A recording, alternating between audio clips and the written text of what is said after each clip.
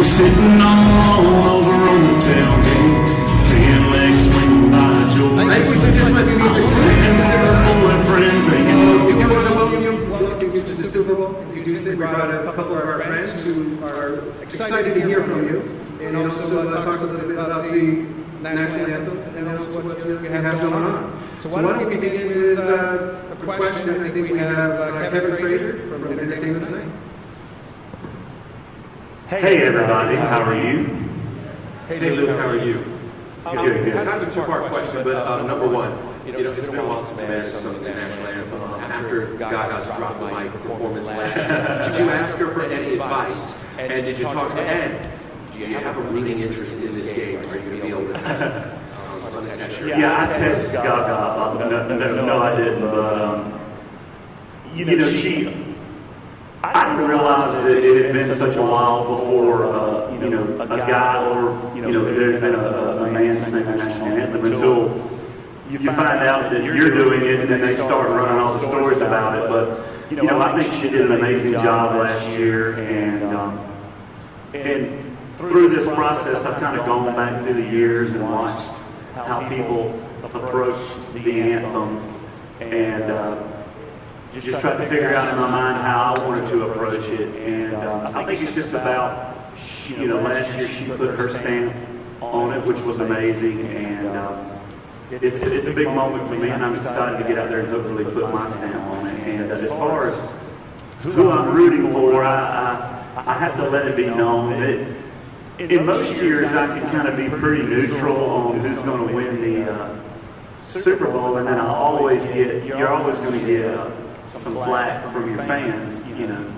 But I grew up in Georgia, so I've definitely got a pull for my Falcons, my Dirty Birds, but I've headlined Gillette Stadium a couple of times and have met the crafts quite a bit. So I'm like, still hurts to that I may never get to headline Gillette again if I say too much about me pulling for the Falcons, but. I got to go with the home state and the home team. So. And speaking of the home team, let's stay with a question from Atlanta. We have Fred from CBS. Yeah, Luke, I was just going to ask you about the same question. Did you grow up a Falcons fan down in Leesburg? And you brought up the Dirty Bird, and all of us that were there remember the Dirty Bird, so do you know how to do the Dirty Bird? What was it? Yeah, I kind of have it. I have to, let me, give me a second. Let me pull it, go back in the file. But as a kid, my dad, who is so excited. The irony in this is I agreed to do the anthem well before the Falcons got on their postseason roll. I'm like, come on, Falcons, you can do this. And so I'm cheering for two reasons, because I can have the opportunity to do the anthem, that the Falcons are playing in, the Falcons are playing in, and then I can get my dad. My dad's one of the biggest Falcons fans that I've ever met, and so as a kid, every Sunday, he's sitting in his lazy boy cheering the Falcons on. It was like Billy White Hughes Johnson days, and then obviously when Deion Sanders came to the Falcons, that was just an unbelievable time for the city, and the Too Legit to Quit. It was kind of crazy, you got MC Hammer running around the sidelines and Deion, and it was fun. And then, when we beat Minnesota to go to our first Super Bowl, I was in college at Georgia Southern, and we were, as you know, we were partying at college, but it was a big moment for us to be from Georgia. So we were, what was the Dirty Bird? Was it? It's kind of, oh yeah, there we go. So it was good. Good imitation of Jamal Anderson. Let's go next question to Scott Evans, Access Hollywood, right in the middle. How are you? Scott Evans from Access Hollywood. And a lot of eyes are going to be on you for singing the national anthem. And overseas, there's also a lot of money on you based on the duration of your national anthem. Have you heard about that? I wonder what your thoughts might be on that. Yes, I've had friends, family, people that I don't even know, like walking down the street, I had a buddy of mine call me the other day, and he's like, "Hey man, you going long?" And I'm like, what are you talking about? He goes, just say long. Just that's all I need to know. I'm like, it's 8:30 in the morning. I don't know. And he goes, on the anthem, are you going long? I'm like, oh, come on. But so it's fun. It's fun for me and my buddies to talk about it. But the interesting way that I'm going to do the anthem is I'm just going to walk out there and sing it. It's not like, you know, I've got a band or an orchestra that's on time and they play it the same way and I'm following them. I'm kind of going to walk out there and kind of follow my heart and follow the vibe of the room. And so there's no telling how long it may go. I may get out there and go, I'm about to pass out. I need to get this thing over quick. Or I may get out there and really, really feel good in the moment and try to milk it a little bit. Go ahead. Oh, there you go. Go long, baby, go long. We're going to go over to the right. We have Kelly from Rhode Island. Hi, Luke. I'm Kelly Sullivan from WPRI in Providence, Rhode Island. Obviously, you're very comfortable on stage singing in front of thousands of people, but doing this national anthem in front of millions, about more than 100 million people watching on TV. Do you think about that? Do you think about that pressure, or are you just going to go out there and sing? Well, certainly you think about that pressure. When I got the call to do this, you're like, oh my God, what am I going to do? And then I kind of sat down, collected myself, and I said, what an opportunity. It's what I moved to Nashville. It's what I dreamed of, to move to Nashville and become a country music singer. And then, you know, to look back on my life and to remember what happened Sunday, it'll be certainly a highlight of my career and my entertainment life to be able to walk out there and hopefully perform the anthem in the way that I've always dreamed I would do it, and to know that there are 100 million plus people from around the world watching that happen. I think it's more important for me to focus on being in the stadium and feeding off the energy of that and not think about, you know, cameras in my face, cameras recording me, and it going out all over the globe, and just try to get wrapped up in the moment there. And if I do that, then I think it'll translate on camera and people will hopefully enjoy my rendition of it. Let's go far left with David Barron from the Houston Chronicle in the back. Luke, Diana Ross at Super Bowl 16 asked the crowd to sing along with her when she performed the national anthem, but in recent years it's been a case of people generally stand up and listen to the performer sing the anthem.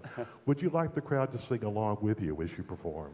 Well, I think the crowds, anytime I've ever been at a sporting event, I've always noticed that crowds are singing along typically with the singer anyway, so I would welcome, certainly. I mean, I think the more you have the crowd singing with you and caught up in the moment of the anthem, I think it just feels even more patriotic, and you feel like, you know, there's something pretty special about watching somebody do the anthem and hearing people next to you sing along with them. I think it just shows even a better form of patriotism. So certainly, if anybody, I hope they're up there.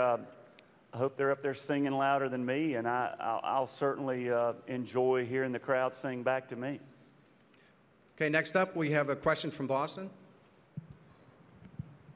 Hey, Luke, Mark Ockerblum with Fox 25 in Boston. Let's talk about this. This is a slice of Americana, but you have troops serving across the world who will be up all hours of the day and night to watch the game. Do you think of those servicemen and women out there while you're singing it? It's the basis of why I believe as an entertainer you should stand up and sing the anthem. I think it's such an important thing for the troops to watch patriotic moments back home, certainly when they're overseas and they can't be here watching the game in the comforts of their own home. You know, they're somewhere, you know, huddled around a big screen overseas. So it's a very important moment for me to really focus and think about them while I'm up there singing and honor all of America and honor all of our soldiers and honor all of the people that make our country what it is. And it's a huge, I've said in interviews before, I never had the opportunity to serve in the military, and I feel like a little way I can kind of serve my country is, you know, using my voice to do the anthem and always uplift and bring, you know, bring some smiles to men and women in the armed forces. So certainly feel like that's my little way to serve. Now, we know that James Corden wanted to be here. He couldn't get here, but he sent two people who wanted to say hello to you. Angie and Ruth. Hey. What's up? Hey there, Luke. What's up? So we've had a little intro already from Bryan. Great. So we are the Corden sisters here from the Late Late Show with James Corden. Okay, I'm sorry that you had to grow up with him, by the way. So. Oh, I know. Tell me about it. It was really tough. Really tough. We've been in therapy for a very long time, Luke, but we'll talk about that another time, just when it's us. You know, we don't want to do it in front of everyone. But James did send us with a very specific mission, and we're wondering if you'll help us with this. Oh. His mission to us was, we need to hug a cowboy. Hug a cowboy. Hug a so cowboy. Are you willing? Are you? Well, I'm a kind of more of a country boy, but cowboy, country boy. Mate, we hopefully. can take any kind of. Right. Come on, Luke. Come on, let's do come this. on, come on, Luke. Come on in. Woo! Give it up for Luke, guys. Come on.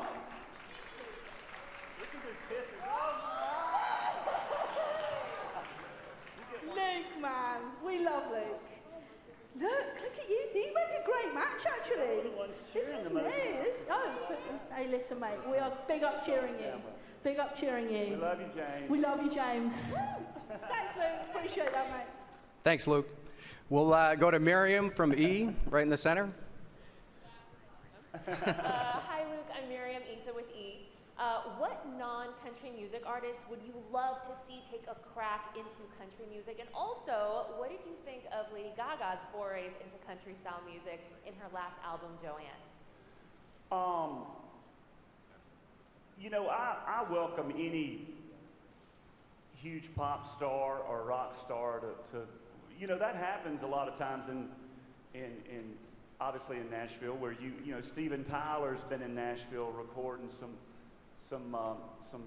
versions of country music that he's influenced by. I think just this past year, I had the opportunity to do a CMT Crossroads with Jason Derulo, and he was amazing. I mean, so, I mean, right off the top of my head, somebody like Derulo would be amazing to do a country song. Or I mean, I think anytime you have artists from all over, and the fans are able to, that's the main thing you focus on when you start trying to cross over is, are your fans going to support you? What are they going to say about you? And sometimes you just have to kind of be moved by a song that makes you cross over. And I hope I'm answering your question okay, but what was the Gaga question again? Oh, got it. You know, I know that she's been collaborating with some Nashville writers, and she actually collaborated with one of my best friends a couple of weeks ago, and so yeah, I think anytime that you kind of have writers from LA coming into Nashville and Nashville writers going on, I think it makes for more creative music. It makes you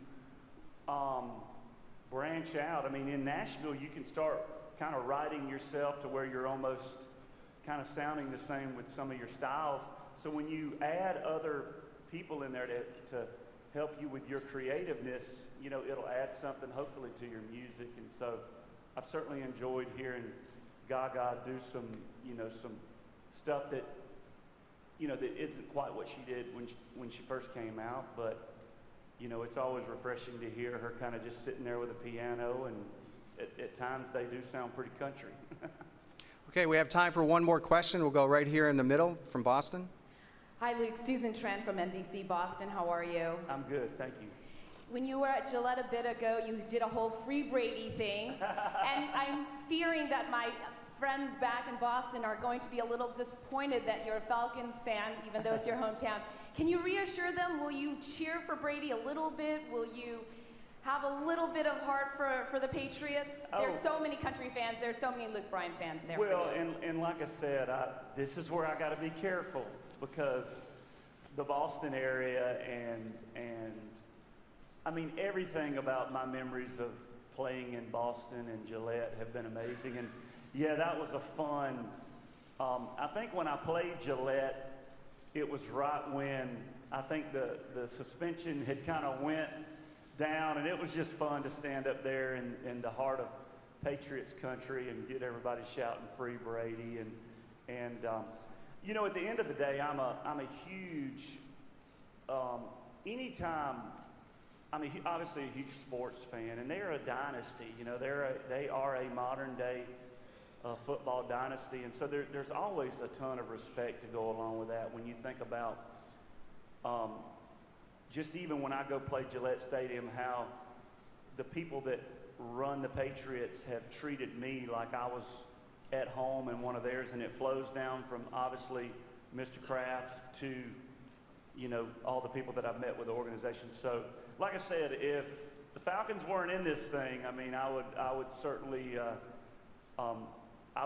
just sit back and enjoy a Super Bowl, and you know, that's kind of typically how I am. I always want a good game, and I want the team that seemed to be the better team to win. And but it's just a strange scenario. There's not a strange scenario, but a different scenario that my Falcons are in there. So still love you, Boston.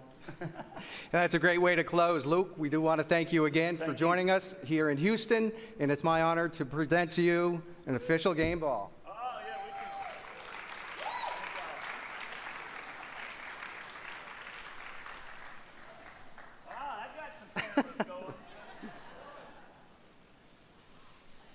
How do I look?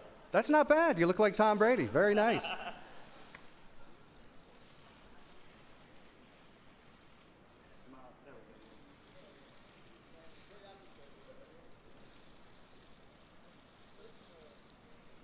Appreciate it. Good to see y'all. Thanks, guys. Appreciate it.